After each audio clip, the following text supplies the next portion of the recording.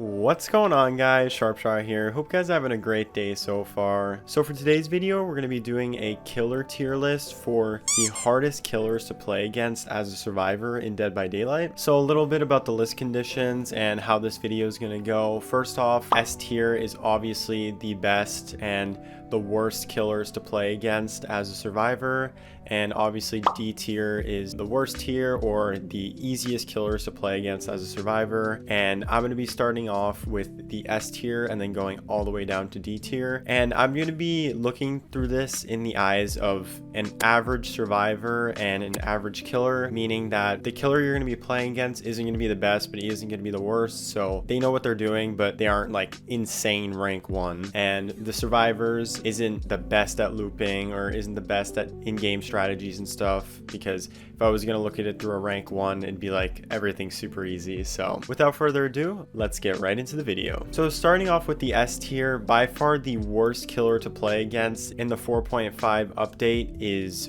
Freddy. I was gonna put him in like this SS tier on its own because he's absolutely broken right now. Freddy has insane abilities. He has super good map movement because he can teleport to gens, and his dream world is super good, making him invisible from far away. He has really good add-ons, and it feels like whenever you're in a loop with him, he always hits you from super far away. I don't know if that's just a glitch from 4.5, but personally I can never get out of a chase with him. He's just such an elusive character that can go around the map and just fuck shit up, honestly. The second killer that's on my S tier, it's a hot take.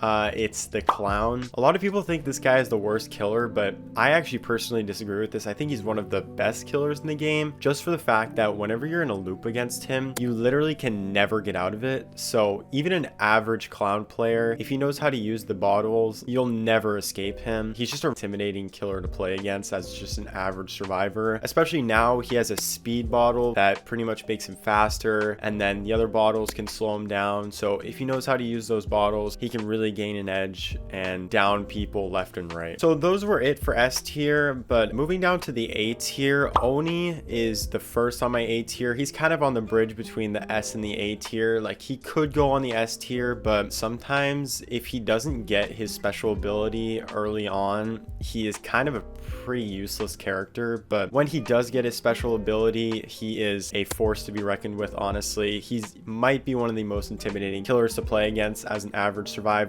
I know when I used to be an average survivor back in the day, he was the killer that I'd stay away from at all costs, stay at the corner of the map, because if you get injured, he basically can smell you down with the little blood bubbles that you leave behind. And his special ability is one of the best in the game with the demon dash, and he can just fly around the map and just one-shot people, and it's honestly pretty scary as a survivor. Moving on to the next killer in the A tier, we have Deathslinger. This one also might be kind of a hot take. A lot of people might think that this guy isn't that good because if he misses his sniper shots, he's kind of useless, but I don't know, again, if this is just a glitch or whatever from 4.5 like Freddy, but it feels like his shots never miss with this update. He's basically shooting off like a fucking shotgun that just sprays everywhere and you just get hit. But honestly, I think he's just a pretty good character because he can make chases pretty short. As a survivor, it's pretty intimidating because you really want to stay away from him because he can just shoot you from a distance and just reel you in, and it just messes loops up. He can even get you through windows sometimes, so that's really powerful. The third killer on my A tier list is the Doctor. I think he's more annoying than scary to play against as a survivor, but I know for the average survivor, he's actually pretty scary to play against because he can basically track you down from so far away, and I think he personally has one of the best add-ons in the games in Iridescent King and Queen. He has so many little things that alter his Carter's Spark, which make him super powerful. And when you're in Madness 3, I know for the average survivor, the skill checks get really tough and it just slows down the game so much that Doctor honestly can be a force to be reckoned with if he gets his madness on everybody, and they're not too great at skill checks. Fourth on my A tier list is the Spirit. I didn't think the Spirit was too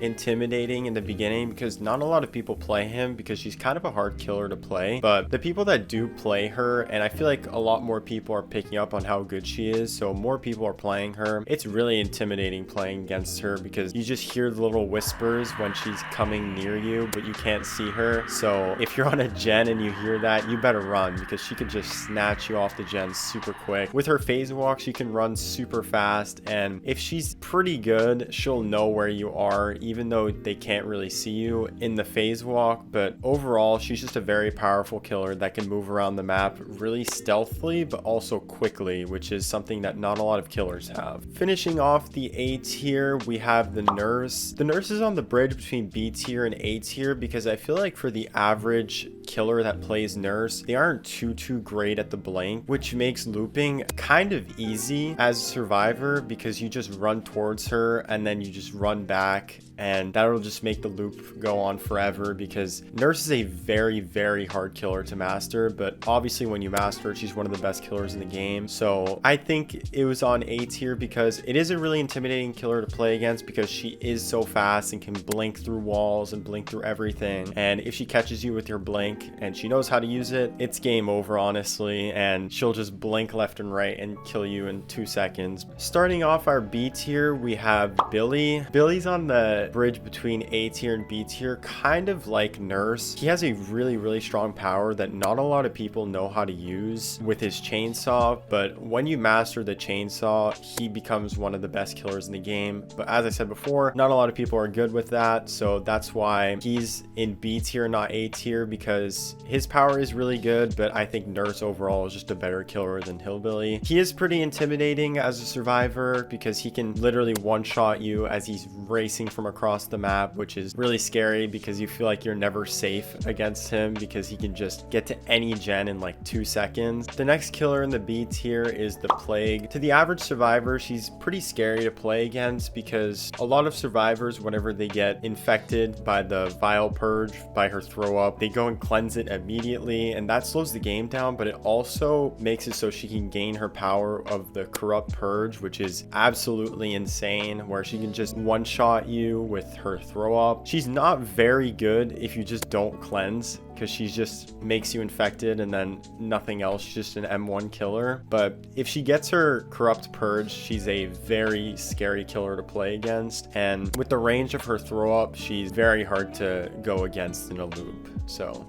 she's a pretty solid killer. The next killer on my B tier is the Hag. The Hag is a very good killer, but it's not very intimidating because nobody ever really plays the Hag. Her power's kind of weird. She just pops up and then she can choose if she wants to actually pop up or it's just a fake.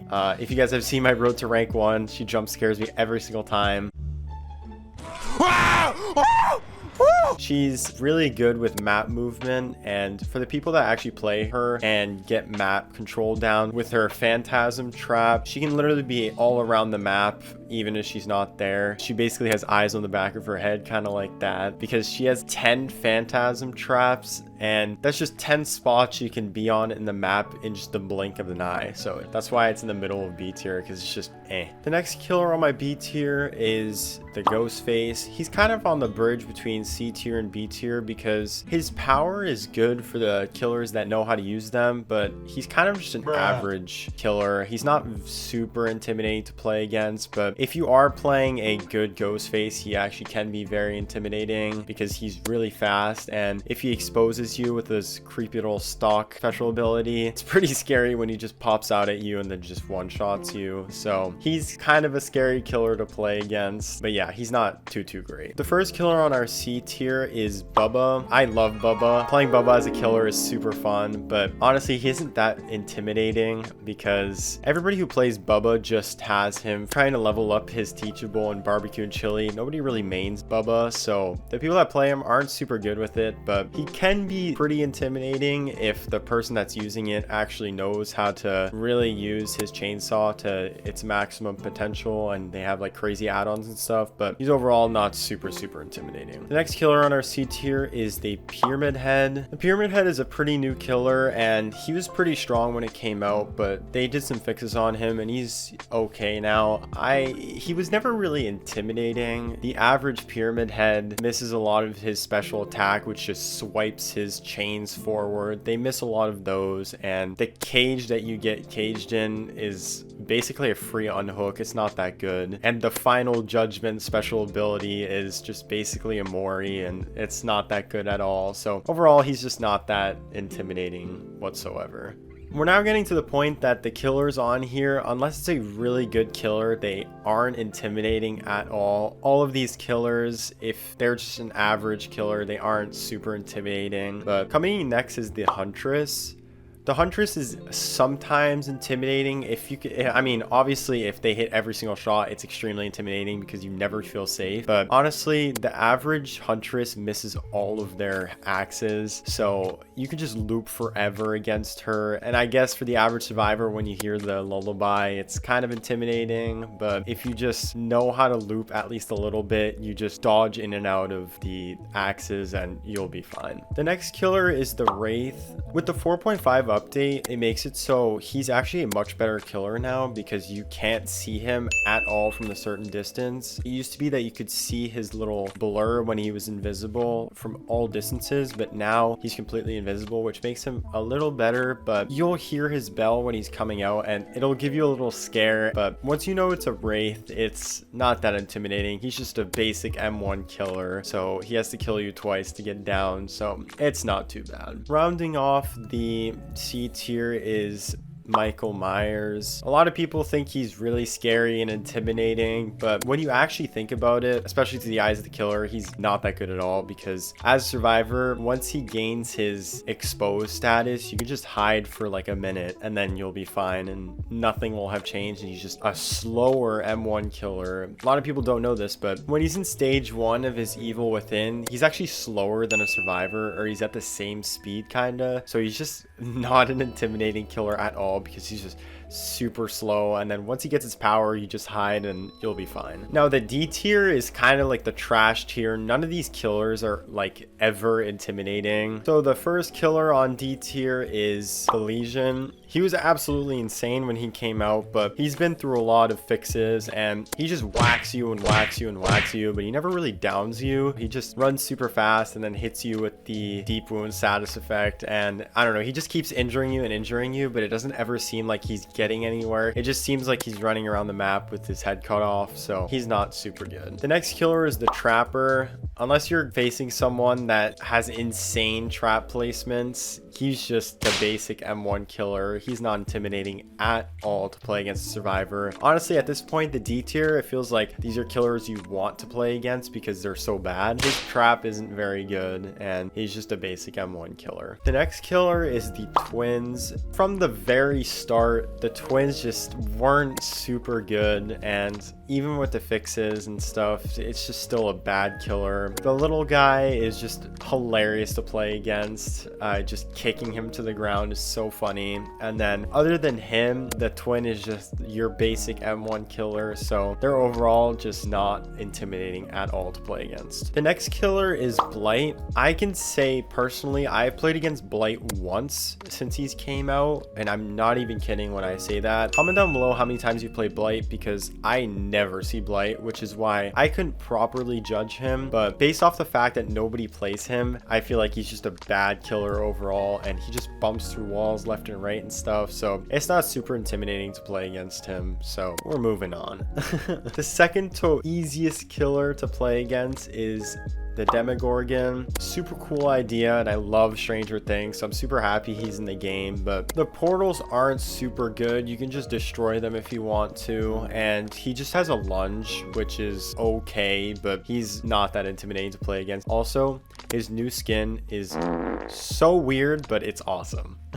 Closing off the tier list, we have the Pig, which is the undisputed worst killer in the game, and it's just not intimidating at all to play against. You're like, oh, you're playing against Cage Boy again. All Pig does is just put cages on your head, which just slows down the game. It doesn't do anything else. It just slows down the game. You just take off your cage and then you just move on with your day. I don't know. The Pig is just trash, and I love playing against Pig because it just means it's an easy escape. So yeah, guys, that's been my tier list. I know a lot of you seeing this will probably say that this list is trash, and you'll go to comments saying, oh my god, you know nothing about the game, blah, blah, blah. But comment down below what you actually think about my tier list, and if there's anything you would change, I'd love to hear it. Yeah, let me know in the comment section also if you want to see more tier lists. This is super fun to make, and I'd love to make more tier lists about the best survivors, the best maps, or comment below what you want to see as my next tier list. But yeah, guys, that's been the video. Thank you guys so much for watching. Make sure to leave a like and subscribe if you're new.